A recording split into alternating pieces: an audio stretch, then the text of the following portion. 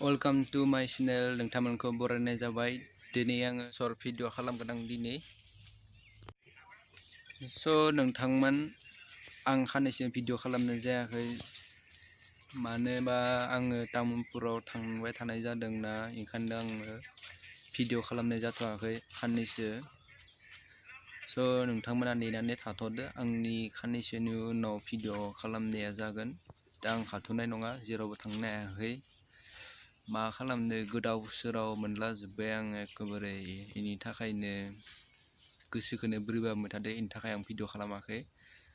नोंथाङा खाननैसो नेथ'नानै थाथ', थाबैनो नाजागोन भिडिअ खालामनो थाखाय। बोरैबा मोनगासिनो दोङो, न'आवबो इथिं एकेबारे माबा जागासिनो दोङो, बेनि थाखायनो आं भिडिअ खालामथ'नो हाथ'वाखै। नोंथांमोना खाननैसो नेथ'नानै थाथ'दो आंनि भिडिअ खालामनायखौ। आं नाजागोन भिडिअ खालामनो थाखाय, साननैसो नेथ'नानै थाथ'दो। लोगोफोर, आंनि भिडिअखौ नायलांबाय थादोंब्ला लाइक आरो शेयार साबस्क्राइब खालामबानो जाबाय, आरो लोगोसेयै कमेन्टआव खोन्थाहरबानो जाबाय।